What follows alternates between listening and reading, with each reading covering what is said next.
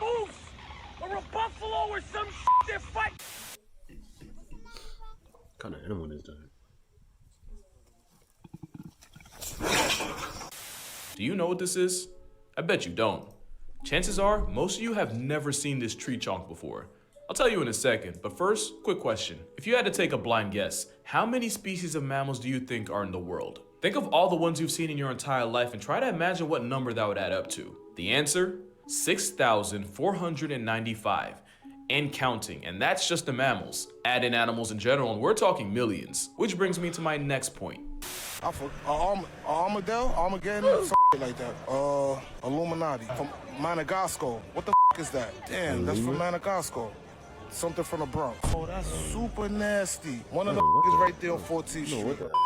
This man is a wordsmith. Laugh at my mans all you want, but understand if school doesn't teach it to you and you don't see it in a zoo or on National Geographic and it's not the animal of the week on Reddit, you'd have no way of knowing some animals even exist. Which is why I can personally guarantee that you haven't seen or heard of all 10 animals in this video. You might know 3 or 4, Animal Planet veterans might get 6 or 7, and hey, some of y'all might know 8 just from watching me long enough. But I promise you there's gonna be at least one animal I talk about that you've never heard of before. I put that on my hairline, and I wear this hat every video for a reason. So let's make a game out of it. If I show you something new, you lose, and you gotta comment what animal was the one to stump you. And for 90% of y'all, the game ends right here. Cause what do you think this is? Some kind of monkey, maybe an obese lemur or an AI-generated sloth? You're not gonna believe this.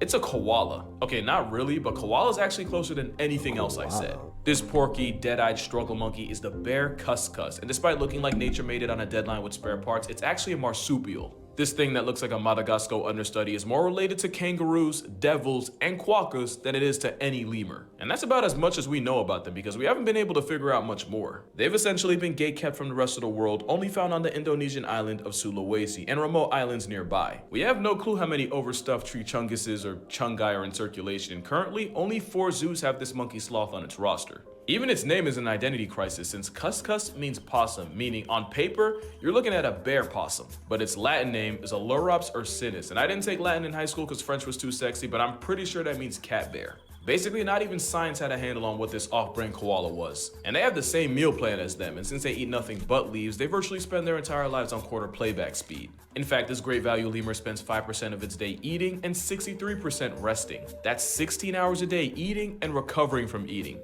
That is load management, and boy is this tree chonk a load. They'd probably be cute if their eyes didn't disturb me on a spiritual level. This is a cuscus that has seen some shit. And clearly they never recovered since they're painfully shy and will even cover themselves with leaves if they see you first since they're terrified of humans and only live in the most isolated areas of the forest. Also, this is a Thalud bear cuscus and they're a lot cuter, but it also looks like a wombat that got severely laced. But with them being highly rare tree-loving marsupial introverts, it makes sense that you've probably never seen them before. But the next animal is probably the biggest one you've never heard of. This animal has been called 6 dissimilarities, and it's because it honestly looks— Yeah, I've seen that thing before. It's a goat, right? It's big. Like, I'm pretty sure it's a goat. Looks like a wildebeest, buffalo, bear, and friends all did a fusion dance, and this was the outcome. This absolute unit is the Takin, and they can stress the scales at up to 800 pounds of pure confusion. The Takin is essentially a giga goat, with their closest relatives being the mountain goat and the chamois. And yes, the mountain goat isn't an actual goat because that makes sense. The Sichuan Takin actually shares a range with the giant panda, and they use that nose to heat up air before it hits their lungs. That nose job of necessity also makes it look like a moose that got too cocky with a beehive, which is no joke how they were first described by scientists. I won't do this for every animal, but its Latin name, Budorcus taxicolor, means badger-colored cow ox. Interesting. Takins also sweat oil that smells like burning rubber, and they use this to mark their territory. They're not known menaces, but they do have their moments. In 2007, a Takin broke into a man's house and injured him and 8 other people, one of them a pregnant woman. And in 2018, during a routine visit from the vet, a Takin decided he wasn't having it anymore, busting out his enclosure doors and wandering the zoo for an hour, injuring 2 workers in the process. Basically, he's not a killer, but don't push him. Same thing with the next animal on this list, which might be the second biggest creature you've never heard of, because a tapir is endowed in more ways than one. But we'll get to that, guidelines willing. It's a giant plus-size river pig that's actually closer to horses, rhinos, and wild asses. Oh, and donkeys too. They're also the national animal of Belize. Shout out to Belize if y'all out there. There's 4 types of tapirs, and the Malaysian one might just strike a nostalgia nerve if you ever played Pokemon, because Drowsy was actually based on the travel-sized Oreo elephants of Asia. According to mythology, this tapir was associated with the Japanese Baku, and the Baku were said to feed on the dreams of people, especially nightmares. The IRL tapirs are pretty chill for what they are, even though they can get into the neighborhood of 700 pounds. But they have the dental facilities to bite clean through your arm, so they're Damn, 700? I mean, they look like they're like 400, but 700 pounds?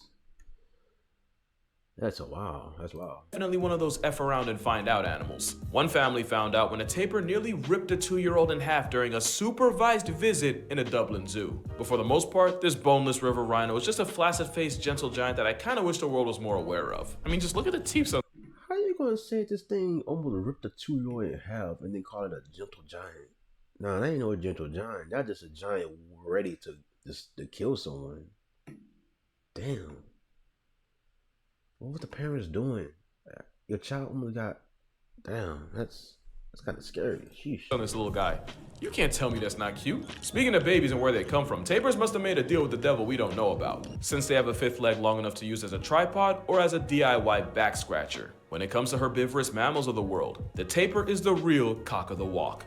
And to cleanse your eyes from that unsolicited salami stick, I give you the Sensei bunny. It's actually... By all means, bravo, my dude. Bravo. That thing is wow. Bro packing. I ain't gonna lie, bro packing.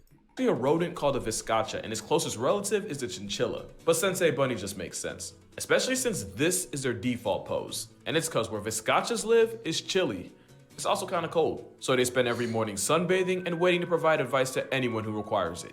Also, I really wish I didn't waste that Chungus joke earlier, cause come on, it's right there. And the reason they look like a vertically cheated but horizontally defeated obese wallaby is because, like the chinchilla, the viscacha has some of the densest fur on the planet. Also, I'll be honest, I knew about the viscacha. I did not know they could move like that. That's an actual sleeper build. No, like literally, they look like they were built to sleep when they're not passing judgment. This is the look of an animal whose natural predator is a P-test. Brother is faded. But yeah, that's a viscacha. And by the way, if you didn't lose the game already, this next animal almost guarantees you will. What a sweet little orc village. Let's make some trees nearby. Because yeah, there is an animal in this picture, and it's possibly the cutest thing most people know nothing about. And that's because not only is this animal nocturnal and lives in the Amazon equivalent of a penthouse, during the day, it's sleeping in the silk cotton tree camouflaged as a seed pod fiber. And that's how the silky anteater got its name. Because when your biggest ops are eagles with some of the best vision on earth, that is the best you can do. Like the rest of the anteater family, they have claws. And unlike their cousin the sloth, they actually know how to use them. A sleeping silky will nap with its 4 legs and claws right next to its face. Really not that different from dozing off with a knife under your pillow. They also can eat 5,000 ants a day, and they use that sticky barbed tongue to skewer and trap their protein. And since anteaters have 0 teeth, they have stomachs like bird gizzards designed to grind the ants down. Proof that beauty is subjective, because what's cute to us is a harbinger of death and genocide if you're an ant. But I'm not. I think it's not cute. I'm sorry. Whoever in the comment section says that that's cute, I'm gonna debunk you on that butt egg, because that ain't cute. Straight up, that is not cute. Not an ant, and you probably aren't either. So let's just take some time to marvel at this pocket-sized baby-faced dollar brand sloth. That's not cute. And it's not the only token from South America on this list. Cue the Hollow Knight. This might look like a regular run-of-the-mill bird, but this little dude has one of the coldest pickup lines in the game.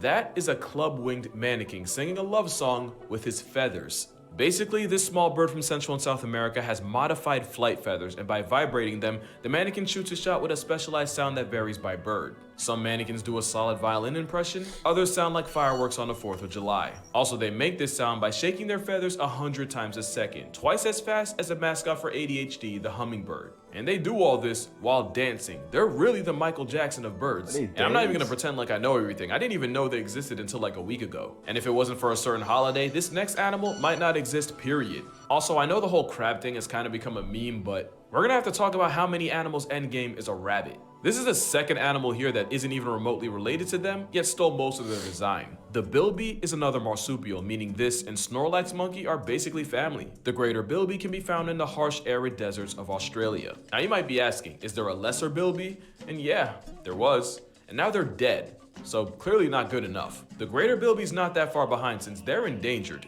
which is pretty wild for an animal that only gets pregnant for 2 weeks. Not even exaggerating, at about 14 days, bilbies have one of the shortest cook times of any animal. They're also a close relative of the bandicoot. Yeah, that's a real animal, the more you know. But yeah, greater bilbies used to inhabit 70% of Australia, and today they're barely holding on to less than 20. And a big reason was human. How the heck you're pregnant for only 2 weeks and yet you're damn near endangered? How is you almost endangered when you could just pop one out every 14 days? That's crazy.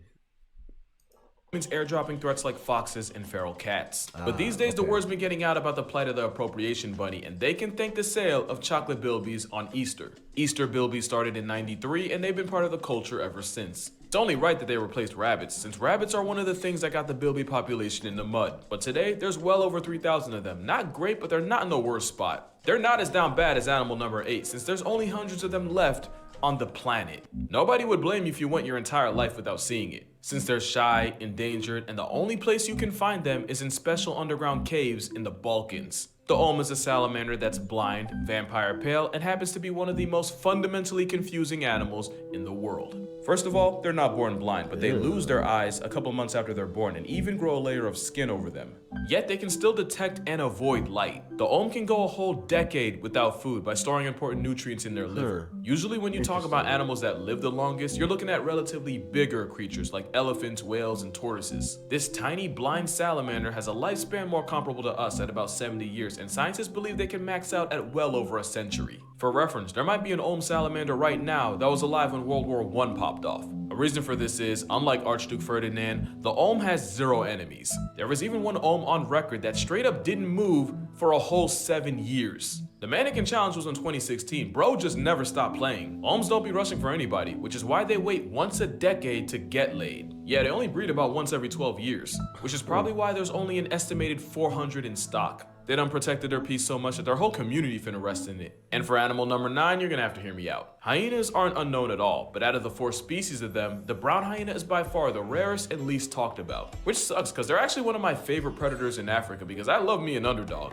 They're not really great hunters and will often get checked by lions and even their own spotted cousins. Not to mention wild dogs and jackals can get their licks in on their cubs. But brown hyenas are also major kleptos that'll pocket kills from their competition. Sometimes they'll body a 5v1 against cheetahs and walk away with their food and their pride. 2 things I think are pretty dope about them is 1, even though they're not dogs, brown hyenas have a social structure a lot like a wolf pack with the 2 parents and all their kids. And number 2 is that they managed to turn an abandoned town into a nursery. There's an old ghost town in the Namibian desert that has no trace of humans, yet brown hyenas use the desolate houses and empty mines as dens to keep their kids in while they go grocery shopping, which can mean up to 20 miles of walking a day. One famous hyena mother has apparently lived in these forgotten ruins for 15 years and even raised 9 generations of cubs and counting. Moral of the story, hyenas deserve better, and Simba really ain't shit for putting them out like this. But that ain't even close to how hard humanity has violated the last animal here. This isn't a raccoon, skunk, or a cat. It's one of the members of the cat side of the carnivore family, specifically called Feliform, which makes this result of an over-the-hedge orgy more related to hyenas than they are to the raccoons they cosplay as. The African civet is only one of over a dozen species of civets seasoned across Africa and Asia. The raccoon colorway is actually a form of camouflage, since the patterns break up their outline and makes it harder to spot them in the bush. You might not have seen them in the flesh and fur, but you might have heard about them,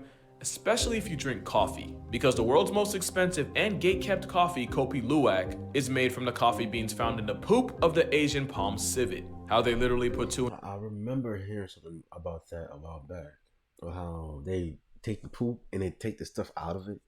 That is crazy. Like, how did you even discover that in the beginning with? What was you doing with the poop to begin with? Like, who discovered that? What was you doing with the poop to begin with, my dude? Like, would you just sniffing the poop or something? That's weird. Just like the saying, how did humans discover milk? Like, who was, like, what was that? What was the person doing to that poor cow to discover milk? Like, what was you doing to the cow? Like, that's weird. 2 and 2 together to come up with that, I don't want to know. And of course, this demand could lead to civets being captured, caged, and force-fed coffee beans in order to supply. Full disclosure, I don't drink coffee, so I really wouldn't know, but there's no way it can be worth it. And it's not even the only civet to get his brown eye exploited by people. That was a wild sentence. African civets produce a musk, this white, nasty smelling stuff that scientists like to call civet butter. Civets use it to mark their territory, but somehow people figured out they can use its butt glands for perfume, specifically Chanel No. 5. And they get the juices they need by scraping it from the civet's pink balloon knot. So if you have some Chanel on deck and it says natural ingredients on the bottle, there's a good chance it came from, yeah. But yeah, civets in general are pretty cool. They can actually be super affectionate when raised by people. And if I had to pick a favorite, I'd have to go with Alston's Palm Civet. Literally only because I think they're cool looking. I mean, you're gonna tell me I'm wrong? So yeah, that's 10 animals you've probably never seen before. Except when I was making this list, I was stuck at 11 and could not decide what animal to leave off. But then I realized I have free will, and this is my channel, so y'all get a bonus animal and probably my favorite animal on here. Ladies and gentlemen, I give you the tree kangaroo. Specifically, the Goodfellows tree kangaroo. Like the name suggests, this kangaroo's entire personality is trees. They're mad awkward on land, but they can jump from a height of 3 stories and fully tank the fall damage. They're kind of like the cuscus because of where and how they live. A lot of people in the same area as them have no clue they exist. But unlike the cuscus, who looks like the drop bear Aussies keep warning us about, the Goodfellow genuinely looks like a tree-loving teddy bear. And it's not just them. There's 14 flavors of branch bears, including the incredibly rare tenkyle, with only hundreds of them alive today. And the Wandiwa tree kangaroo, who scientists genuinely believe went extinct after going off the grid for 90 years. Until they randomly just popped up out of nowhere. And for y'all that don't understand, it's like the science equivalent of Tupac being alive this entire time in Cuba, proving that when it comes to nature, the only thing we know for sure is that we really don't know much at all. But that's gonna do it for this video. Make sure to check out my TikTok and Instagram for more consistent uploads as you wait for the next video. Yo, I am a fan of this. Oh, I wasn't subscribed. I am a fan of this dude. He always come out. I always learned a lot of stuff from this guy. I learned a lot of stuff from him. Straight up, I learned a lot of stuff from him. Animals I haven't seen before, I learned it from him. If there's animals he explained, I learned it from him. Like, this dude is a better teacher than any other teacher I ever had. For real, like, that says a lot.